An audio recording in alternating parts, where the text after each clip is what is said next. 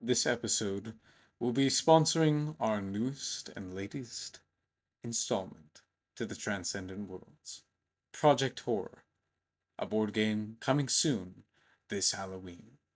Enjoy this tale from the verse.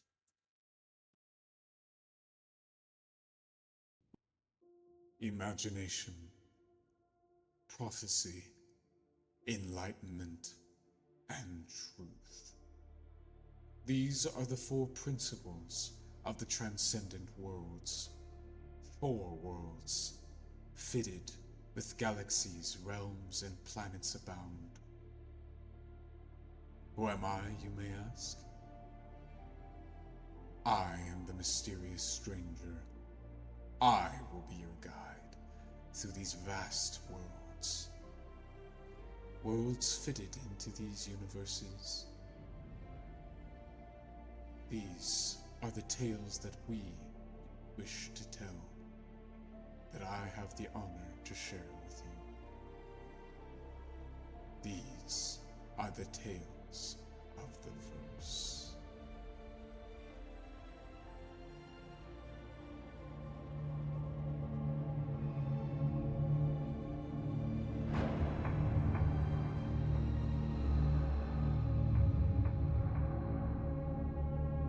Fear.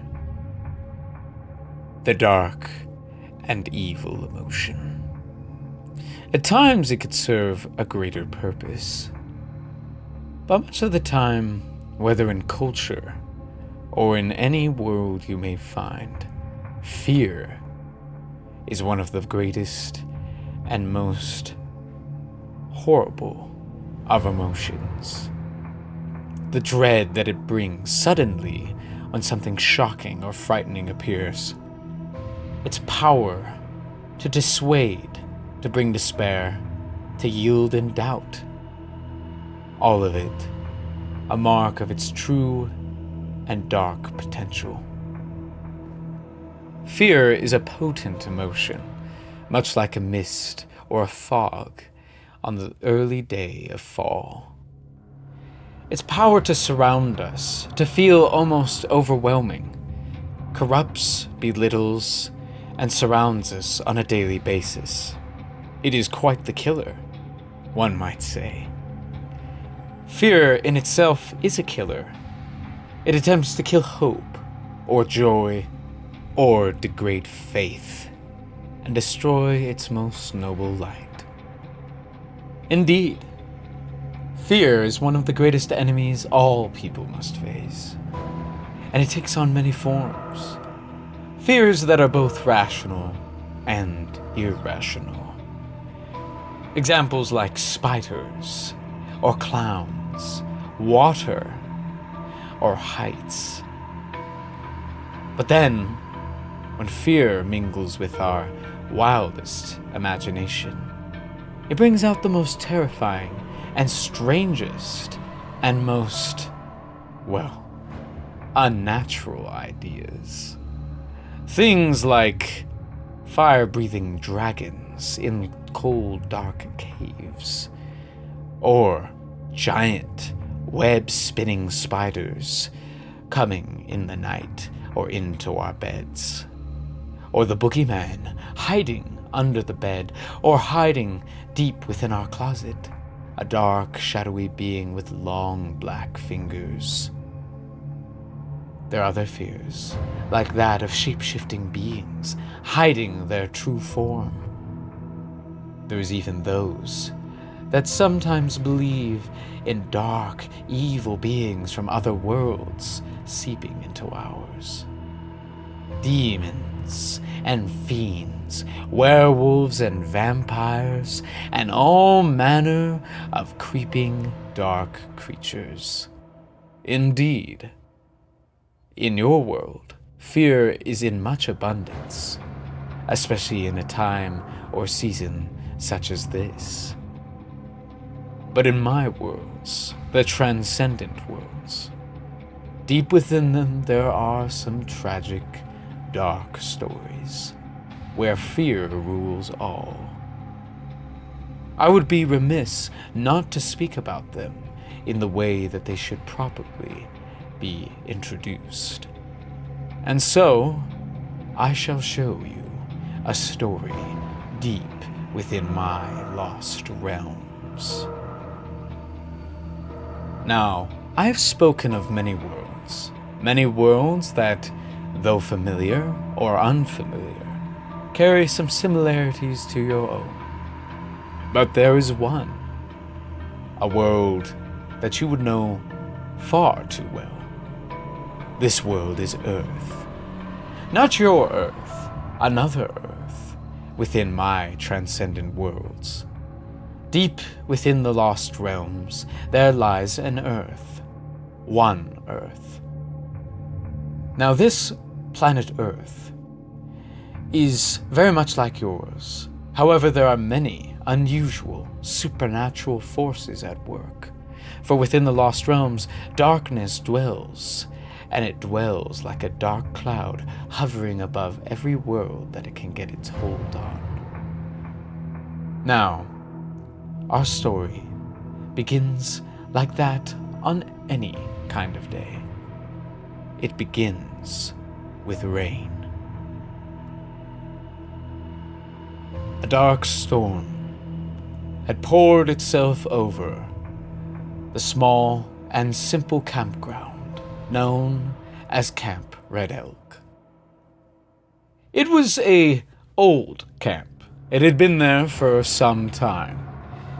Its name had come from the fact that elk had occasionally been found in the lake, with blood dripping all over.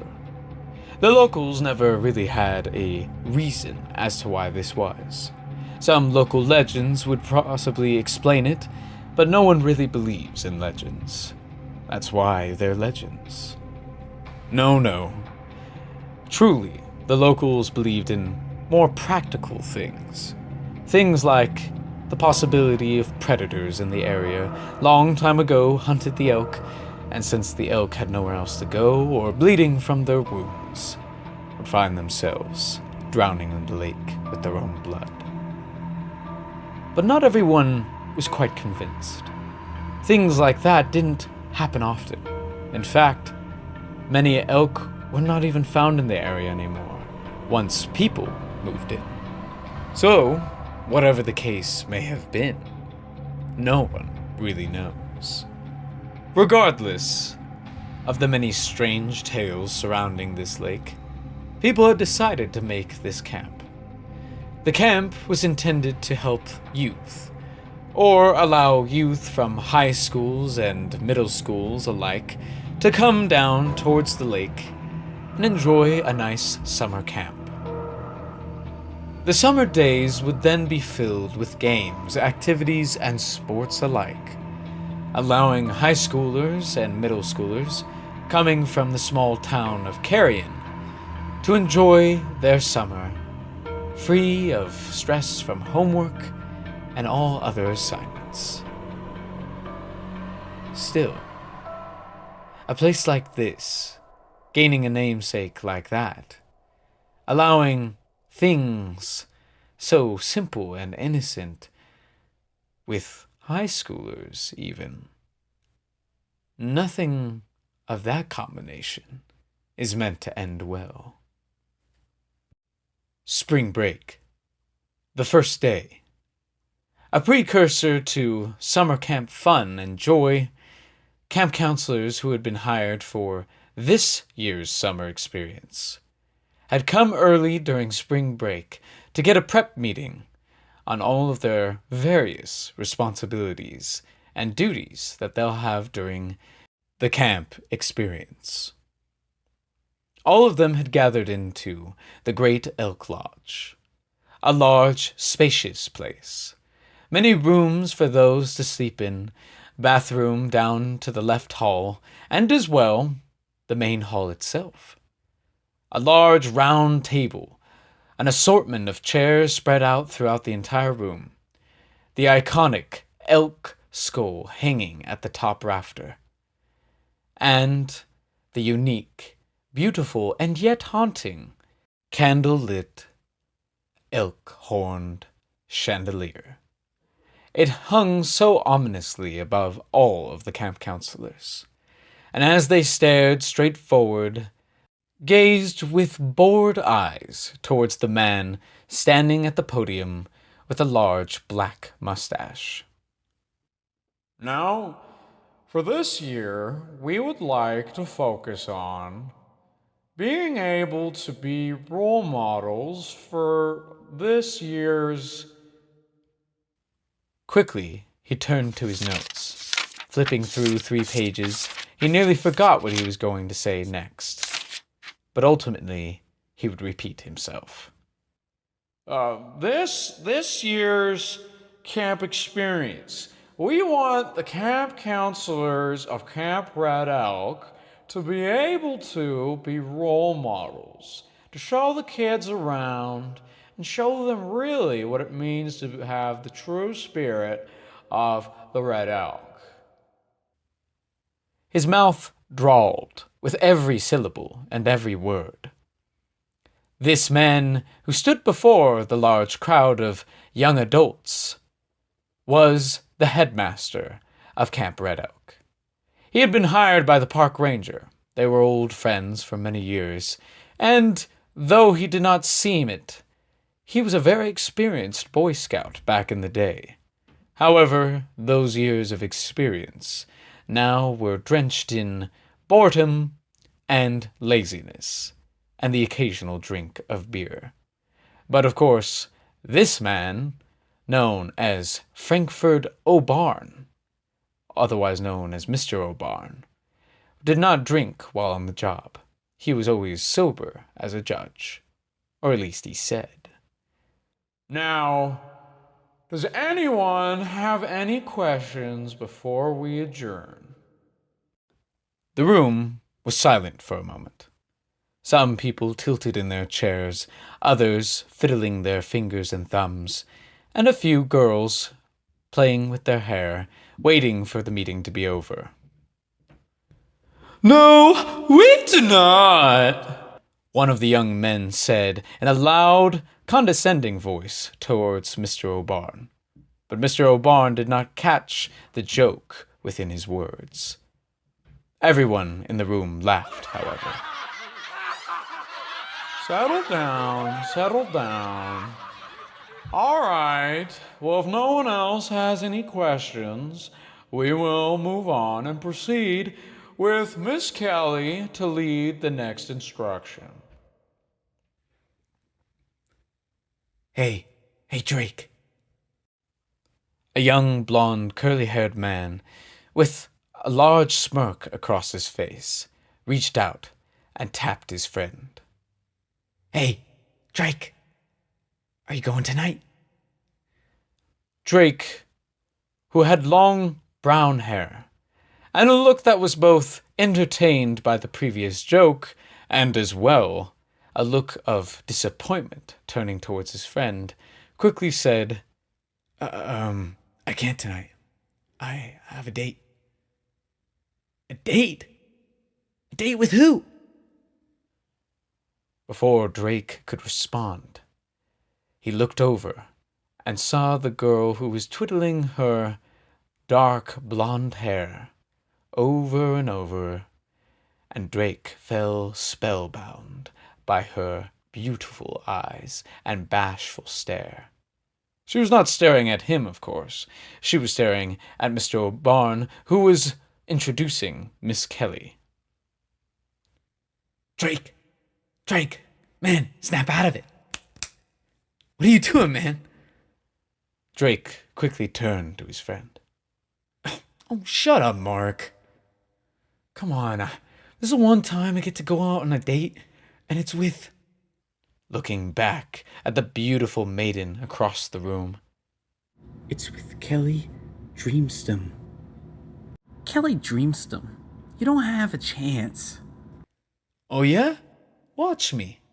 Tonight, I'm gonna throw out the best moves I know. You couldn't even stand it. Whatever, dude. Whatever. You're gonna miss out on one of the best campfires of your life. You can meet somebody just as good as Kelly Dreamstem. You can meet somebody like... Quickly, he glanced over across the room.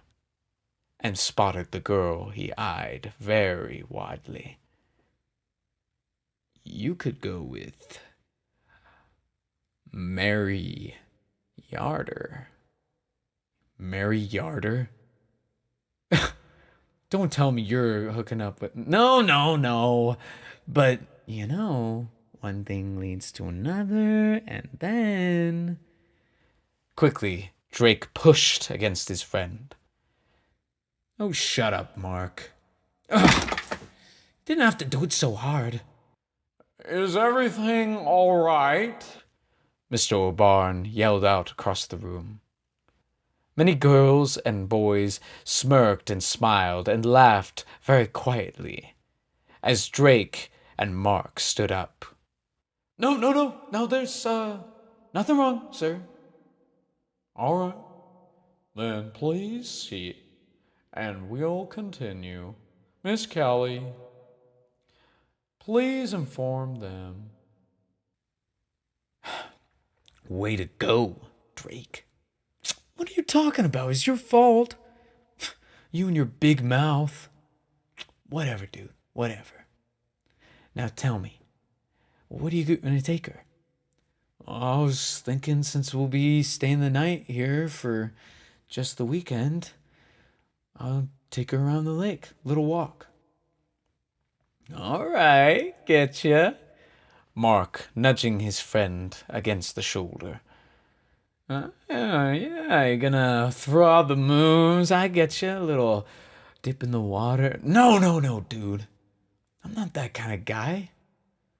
Oh, come on, Drake. This is your one opportunity, your one chance. Don't be a scaredy cat. Whatever you say, dude. Whatever you say. Oh, wait, we should probably pay attention for this. I think they're sharing some new news about the new rules for the camp. The two of them quickly turned towards Miss Clarkson. She wore a plain gray dress.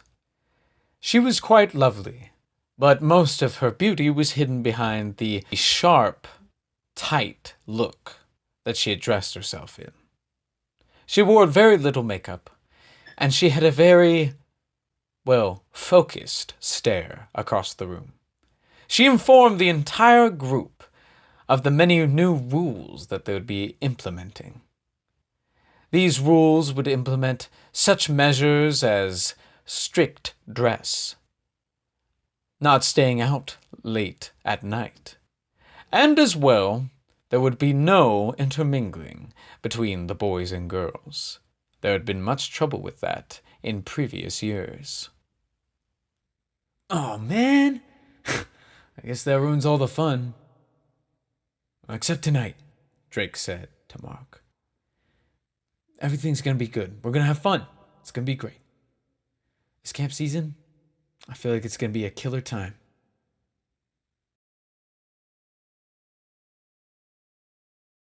That night would certainly be a killer time. Drake got his clothes together, buttoning up his nice blue shirt with a white shirt under, just to be safe. He didn't want Kelly to get any ideas seeing his bare chest under his button-up shirt. Drake was a good man. He's one of the young men that strived for excellence, tried to stay out of trouble while also having fun in his high school years. But now that he had graduated, he thought about his future. How he would go off to some college somewhere, play some sports, maybe even get married within that time. Maybe even with Kelly. Oh, it's not gonna work. My hair's not staying. Oh no! Drake's having some trouble! Mark crawled in with two of Drake's other friends. One was a plump young man. He had dark skin and black curly hair. His other friend was skinny, scrawny. He had never gained weight since high school. He was always thin and very, very nerdy. He had blonde, curly hair, and he always had a look of both something scheming, but also as if he were about to say something with great astonishment. Oh, is little Drake having some trouble? Ah, shut up, Mark. I'm just trying to get my hair right. This is an important night. This can make or break what's gonna happen. Oh my gosh, man. It's just one night. You still have plenty of weeks and days during the summer to impress the girl, you know? Clark reached out with his large hand and put it upon Drake's shoulder, trying to reassure him that life had so much meaning and there was so much time to still spend some fun quality time with both his friends and a cute girl. Yeah, guys, you don't get it. I've had a crush on this girl since the 4th grade. The 4th grade? Pushing up his glasses with a strict, inquisitive look, Gary approached towards Drake and continued to stare at him in disbelief. Most of my crushes just ended up dating other people, and I didn't end up dating anyone. Oh, look at him, he's trying to sympathize. Oh, shut up. He's just trying to make conversation. Look, guys, this really matters to me. If you guys could just cut me a little slack, give me some time. Come on, bro. I may tease you a lot, but I'm just trying to loosen you up. You're as tightly wound as a spring trap, dude. Like my old man and me make sometimes during the summer. You and her dad make spring traps? Yeah, dude. We make spring traps all the time. I mean, occasionally we also shoot water guns at each other, and my dad also taught me how to shoot a gun or whatever. But, it doesn't even matter, man. Just listen. If you are so uptight, you're going to approach Kelly, and she is going to be so just flipping out because you're such a dud. You're going to walk up and, all right, dude, I get it. I'll try to loosen up.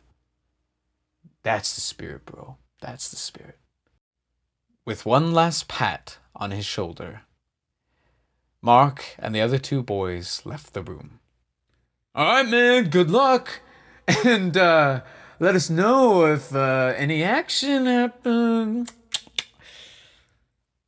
Drake, blushing with embarrassment, quickly closed the door and continued to get ready. All right, man, all right. All you. Just gonna walk up to her door, invite her to go on a walk. You already know that she's gonna be free. Her friend said she was. It's gonna be perfect. It's gonna be great. All right. Heavy steps, each last one. With every step, Drake felt the dragging of his feet, the fear pumping into his heart, the anxiety of what could happen. What if she said no? What if things didn't work out on the walk? What if he embarrassed himself in the worst way that everyone would talk about it and... Oh man, I'm at her door. He indeed was, at the precipice of the big brown door. It seemed to grow with every second he stared at it. Okay. Well, here goes nothing. He waited. The knock echoing in his mind. He waited more, longer and longer. It felt like an hour. But it had only been 5 minutes. Maybe I'll try again. Another knock. Still nothing. Drake had remembered that her friends had mentioned she would be at the cabin. She had no other plans. They had arranged for her to stay. And yet, nothing. Really weird.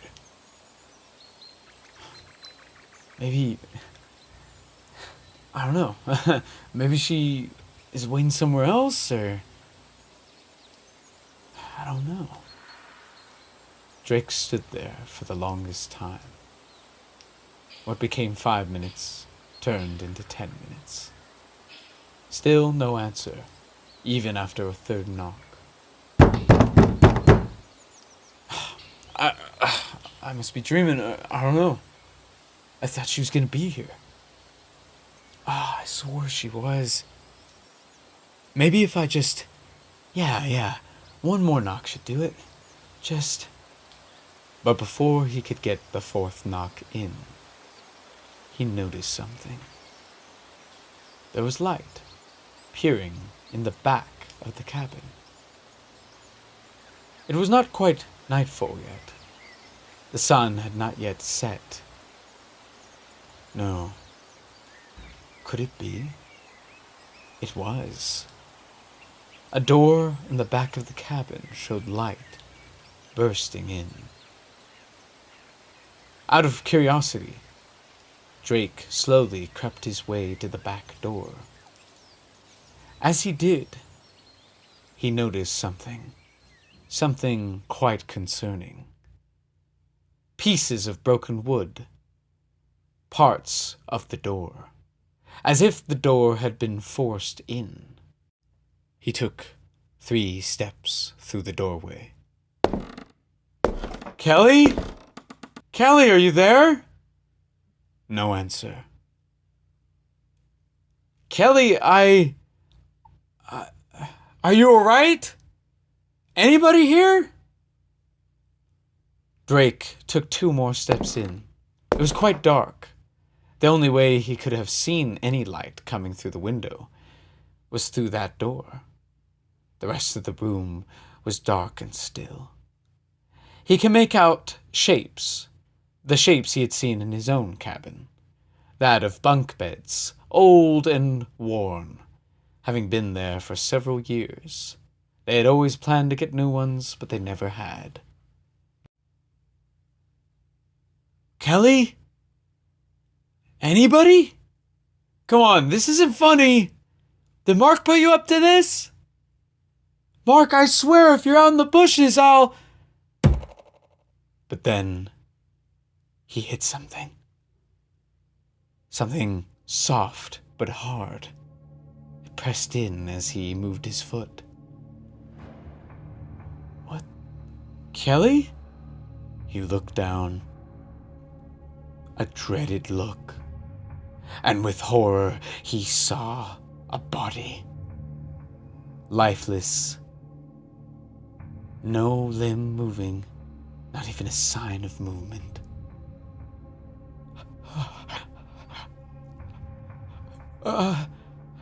This isn't funny!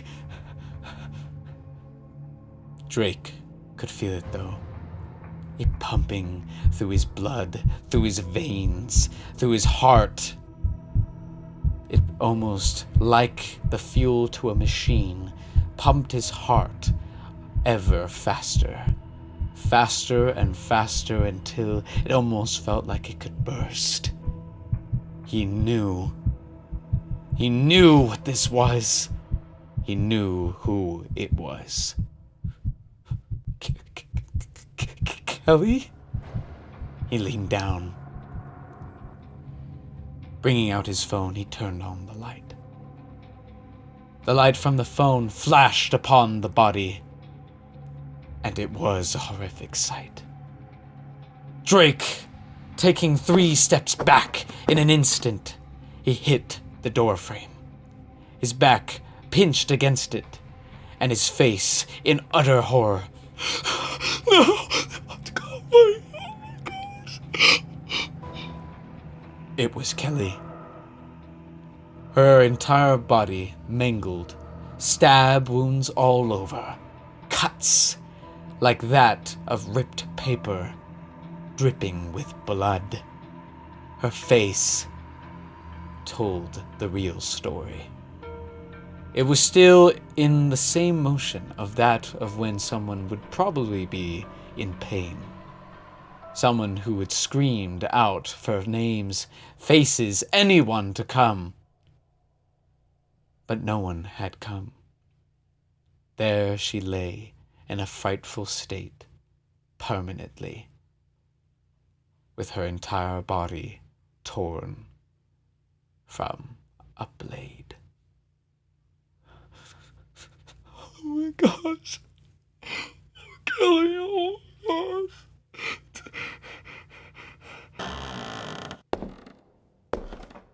Creaking right outside where the door where Drake had knocked. Turning slowly, his eyes gazed towards the corner right next to the door. A silhouette, a strange black figure at the window. The setting sun casted it so much that the front of him could not be seen. But he stood out like a dark, ominous shadow. Oh.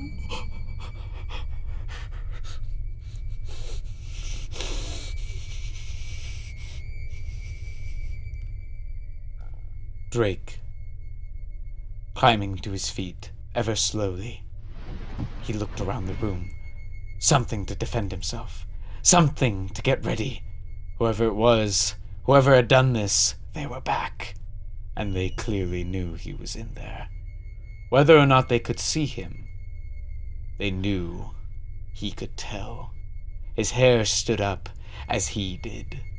He knew that their presence, though very ominous, was also telling that they were watching him, watching for movement. So, slowly moving, Drake crawled across the floor, past Kelly's dead body. And going past her limp arms, he stood up, arrived towards the bathroom, and he turned back. And with utter horror, the figure was gone. Oh crap. Oh crap. Oh crap. Oh, come on. Trying for the bathroom door, he continuously shook at it.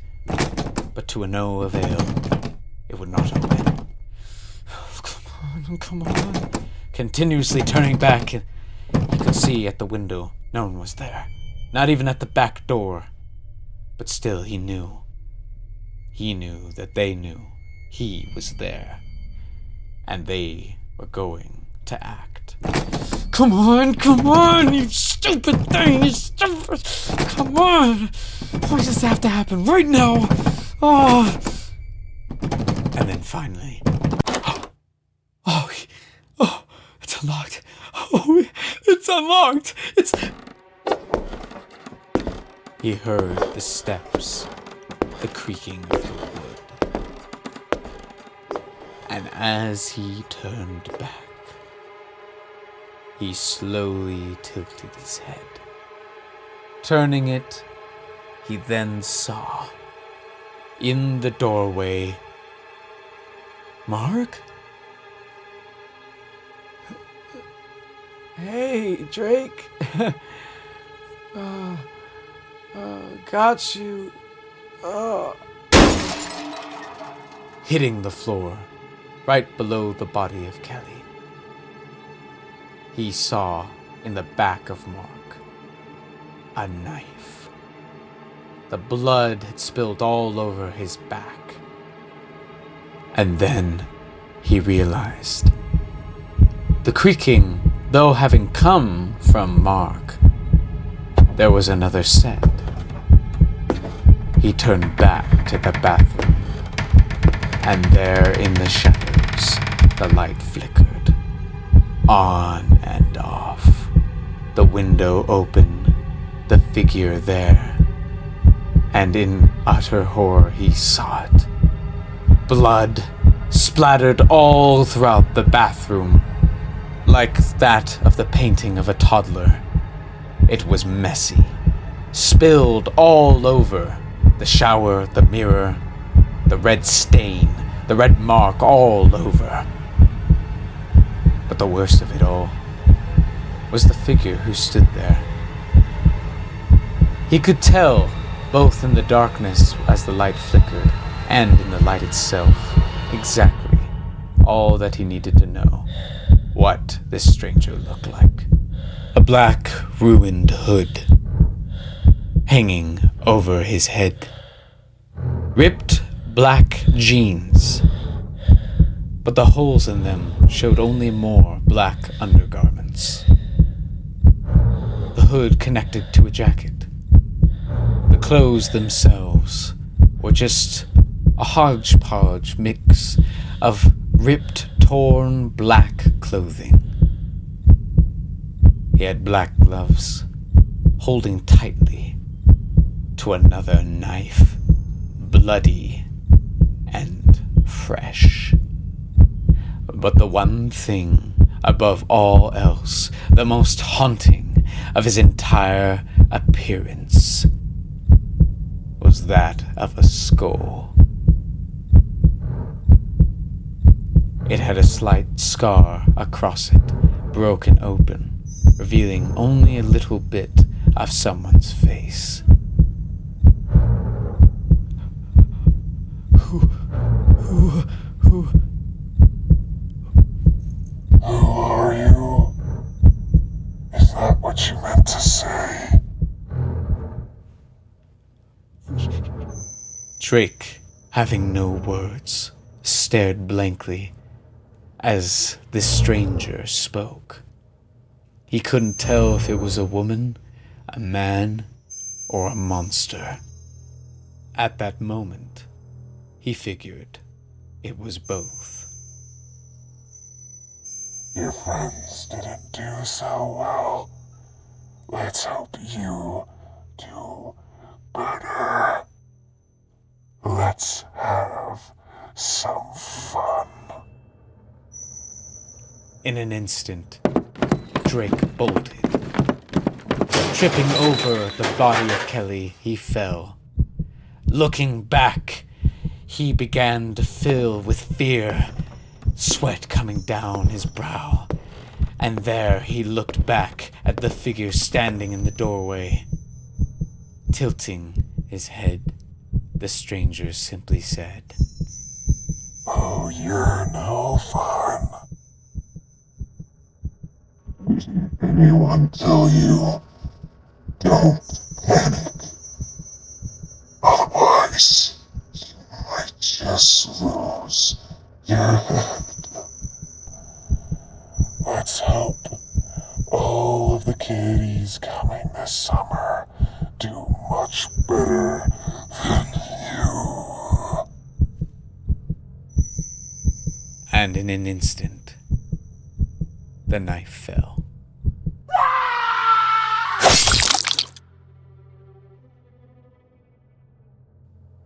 Fear. What a strange thing.